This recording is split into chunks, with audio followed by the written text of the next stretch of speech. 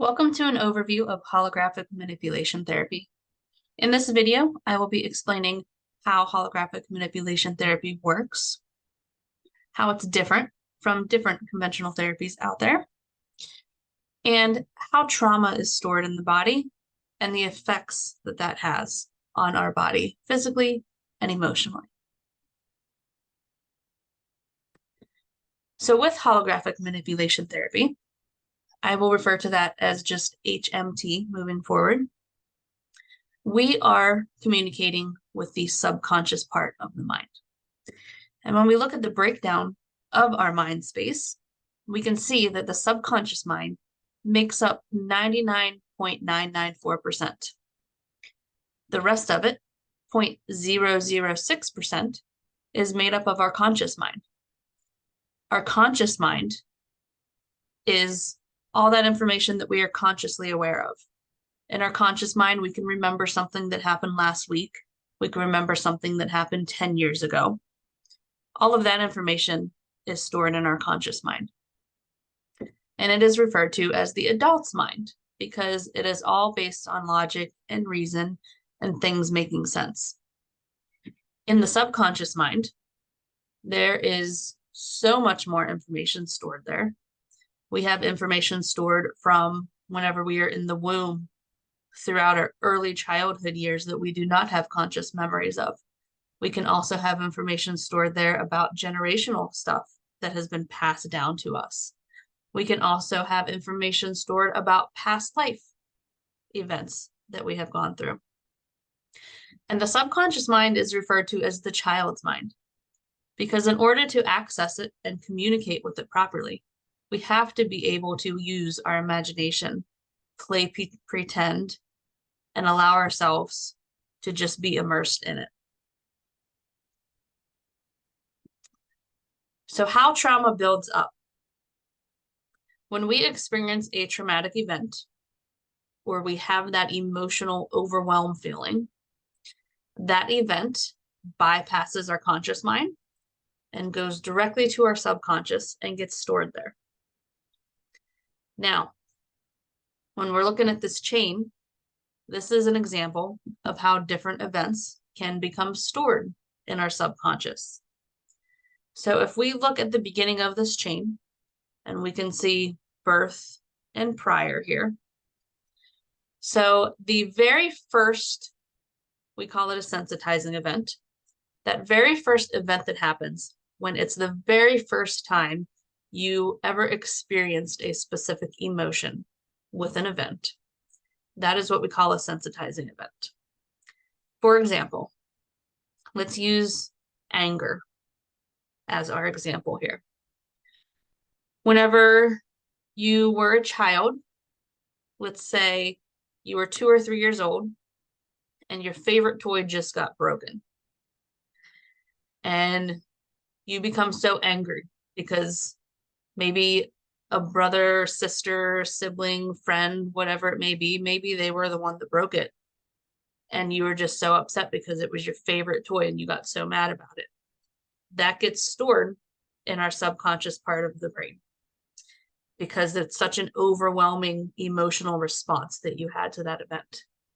Now, from that point forward, every single time you experience another event that brings up that same emotion, that same anger feeling, it gets stored in the subconscious and it becomes attached to that first event because of the familiar anger response.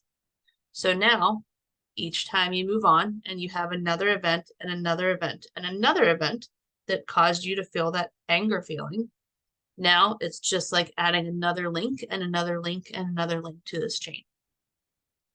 And I'm using the example of anger, but we have chains like this, if you will, stored in our subconscious with all different types of emotions that we can feel. All the times that you've ever experienced sadness, all the times you've ever experienced guilt, all the times you ever experienced shame, and the list goes on and on and on. Now, as we go on through life and we keep experiencing these events and they keep getting stored there, our nervous system does a pretty decent job at keeping things suppressed and not allowing it to come to the surface and cause problems.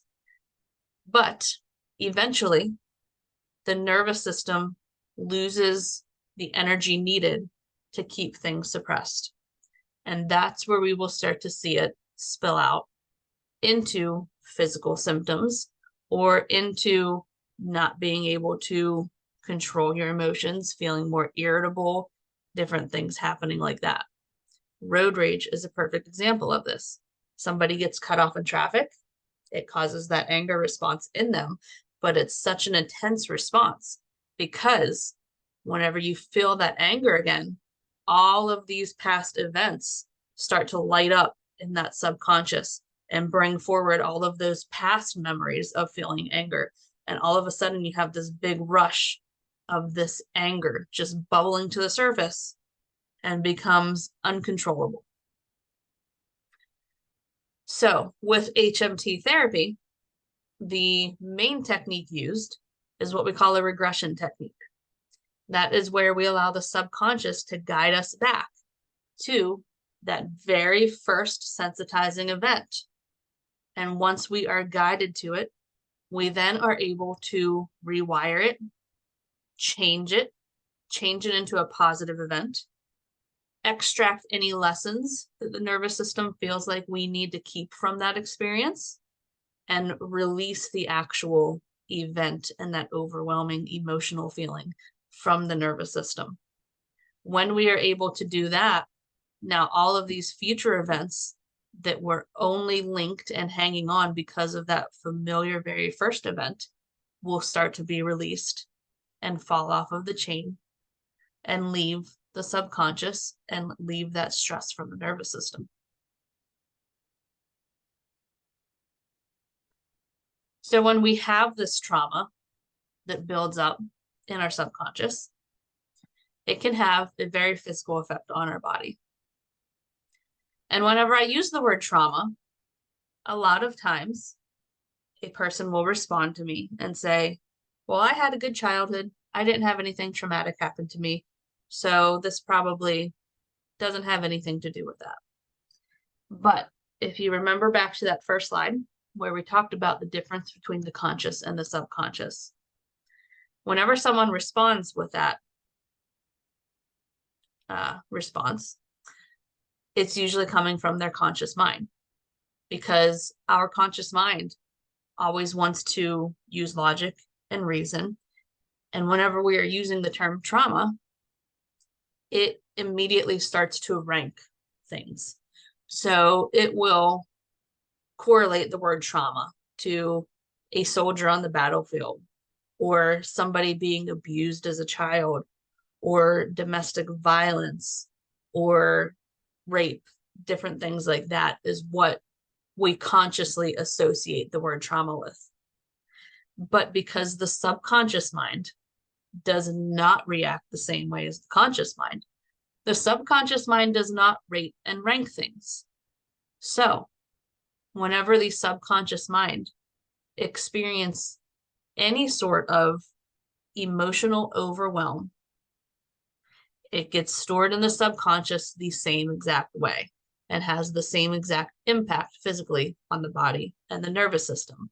So whether it be a soldier on the battlefield experiencing war and experiencing everything that goes with that, or a young baby laying in its crib and there's a thunderstorm going on outside and it is scared and there's nobody in the room to comfort it. Both of those are considered traumatic to the subconscious, and both of those will be stored, and both of those will have the same exact impact on the body and the physical health if it stays there and the nervous system is constantly responding to it.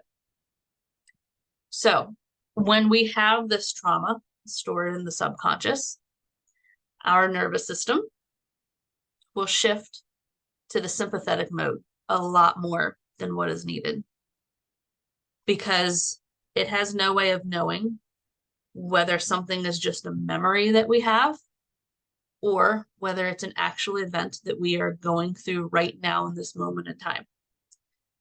And the nervous system will always respond as safely as possible. So it's always going to respond as if this stressful event is happening to us right now, and it will shift to this fight or flight sympathetic mode for that survival response. So what happens when we shift to the sympathetic mode? It's that fight or flight stress response. Our heart rate increases. Our breath becomes shallow and fast. Our gut becomes inactive, because if we are in a true survival episode, we are not worrying about digesting food at that time. The blood rushes to the extremities, away from the brain, which makes thinking a little bit more difficult. And the reason for that is, if you are in a survival episode, you want your extremities to be able to work as best as they can so that you can run, escape that fire, escape that animal that's chasing you, whatever it may be. When the blood rushes away from the brain and we have this episode of stress going on, it can cause an increase in anxiety. It can also cause you to expend a lot more energy than is necessary, leaving you feeling more tired and more fatigued.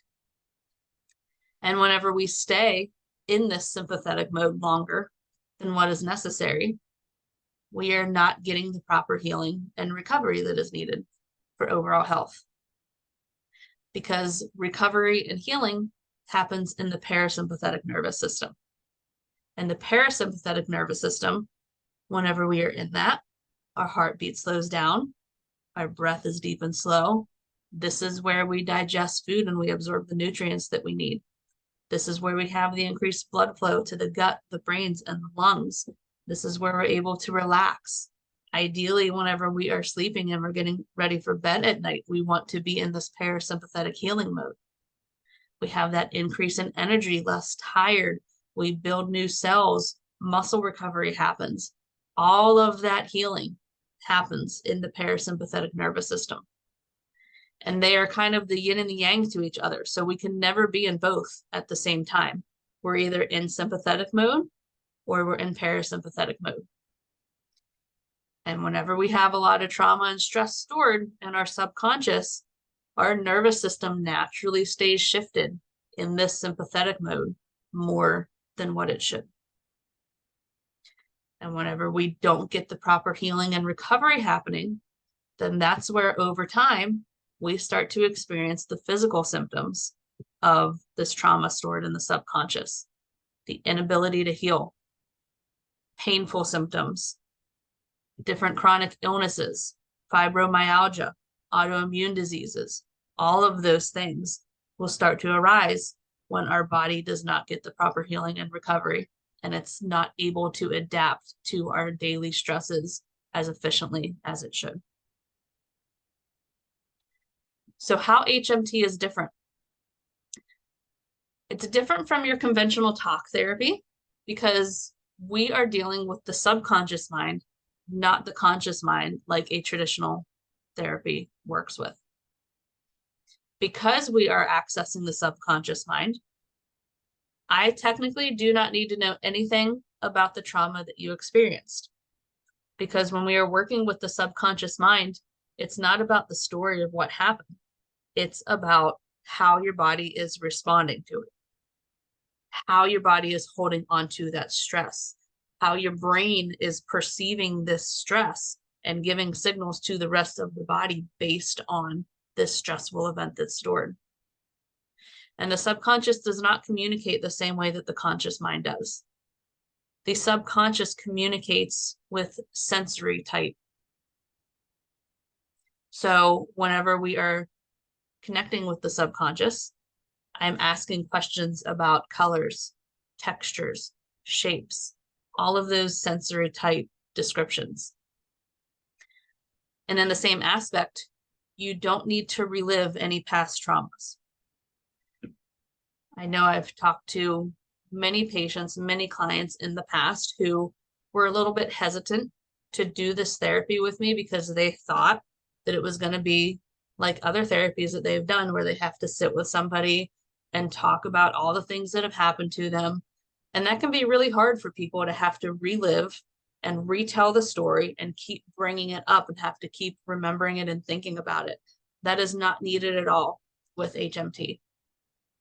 Because once your subconscious guides us back to that event that happened, we immediately start changing it and rewiring it and turning it into a positive event.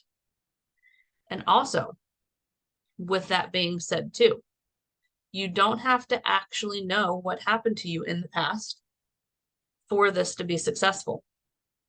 That's another question that I get from clients is, well, I don't even remember stuff that happened to me whenever I was a child. No, you don't. Most people don't, because that is not something that gets stored in the conscious mind. But I promise you, it is stored in the subconscious. And 9 times out of 10, even whenever somebody comes to me to do a session and they know something that happened to them or they have a memory that happened to them, that is not the initial sensitizing event. That may be the first event that we go to, but then whenever we dig a little bit deeper, the subconscious actually takes us back even further to a completely different event that happened before that, that the client was not even consciously aware of. So you do not need to have any idea of what happened. Your subconscious will guide you. And finally, you are in complete control during this entire process. I'm simply guiding you through the process, asking you questions, and telling you the next steps to do. And that's very important because with the way the subconscious works, it will never allow something from the outside to have an effect on it. So hypnosis is an example of that. Hypnosis is something from the outside that's having an effect on you. And it may have an effect on your conscious mind and may make a little bit of changes here and there, but it's not going to release and get rid of the stressful, traumatic events stored at the subconscious, because the subconscious will not let that past a certain point because it's something from the outside trying to make changes. So in order for the subconscious to truly allow the changes to be made, it has to come from you, and it has to come from your guidance and from you on the inside. So I am just a facilitator in this process, and you are the one that's actually having the control, making the changes, and making the choices to make those changes. Now, we have an energy field that surrounds us. It's called our torus field, and it goes 8 feet in all directions. And if you've ever experienced the feeling of somebody staring at you, and then you turn around and they were staring at you, that's because a portion of their energy field entered into your energy field, and you could actually feel the energy of them looking at you. Now, when we think about our torus field, the 8 feet that is directly in front of us has the biggest impact on our nervous system.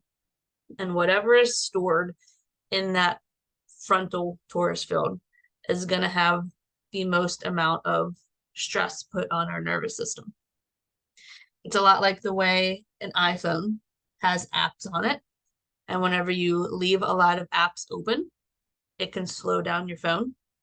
The same thing can happen to us whenever we have a lot of information stored in the front of our torus field that our nervous system is constantly having to respond to. It can cause us to kind of slow down, fatigue us, cause our nervous system to not function as efficiently as it can. So another exercise that we do in HMT is called a deletion exercise.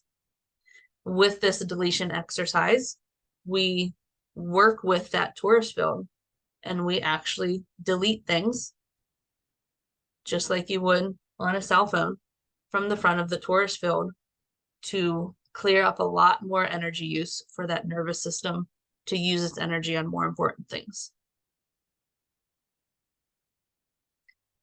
So just a couple simple rules to follow whenever we do jump into a full session. One is just be able to follow simple directions. As I mentioned earlier, I'm just guiding you through this process. And it's a lot of sensory type questions that I will be asking. So colors that may come to mind, or shapes or textures, temperatures, all of those different things. Two is to be fully immersed. So the same way that you would go and sit down in a movie theater and watch a movie and allow yourself to be fully engaged and immersed in that movie. And if it's a superhero movie, you're not sitting there picking apart every little thing that couldn't really happen in reality. You just allow yourself to enjoy it for what it is. Number three is to be playful and childlike and be able to use your imagination. Like I said at the very beginning of this, the subconscious mind is the child's mind. Majority of the things that are stored there does not make conscious sense to us because we are not consciously aware of it.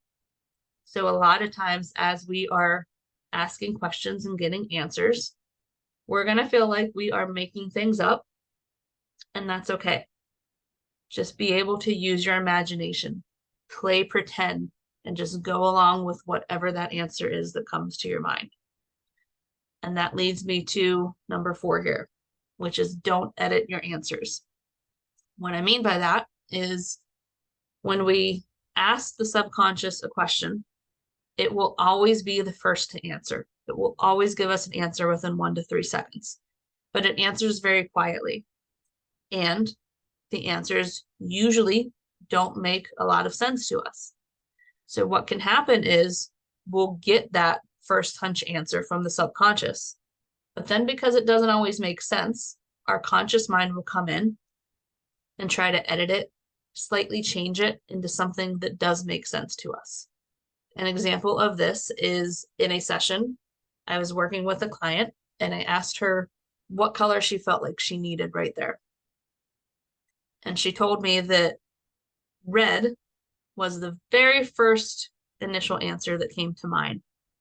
But then her conscious mind came in and said, no, red equals bad. Let's change it to purple. And she caught herself and she went back and went with that initial red answer. But that is just a simple example of how the subconscious will give you an answer and the conscious mind will try to come in and edit it and change it. So lastly, I have some sentences written here, and we're going to talk about identity beliefs. So when we are between the ages of 0 to 6, sometimes all the way up to 7, that is when our identity gets formed. And it is not our choosing of what gets formed in that identity. Our identity is formed based on the people that we are around the most at that age.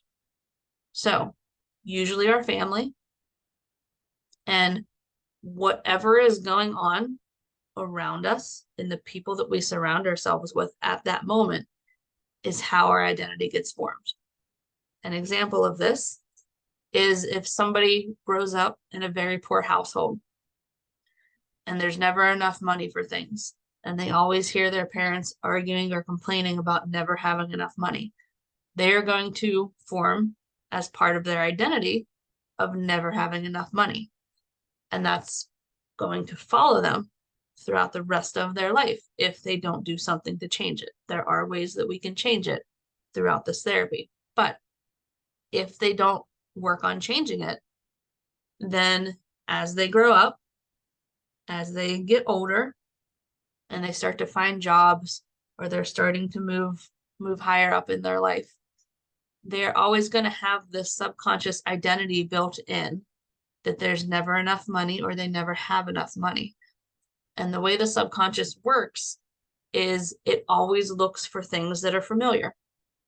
Anything that is not familiar to it, it will push it away, not interested in it. It wants to stick with that comfort of being familiar. So if you have that identity belief of not having enough money, and then you get older, you get your first job, and maybe you are making a lot of money, something in your subconscious is going to push that away. And it may look like you sabotaging yourself for that job and end up getting fired. It may look like you giving your money away, constantly helping other people out to where even though you're making money, you look at your bank account and there's still not enough in there. Or it may look like you spending all of your money.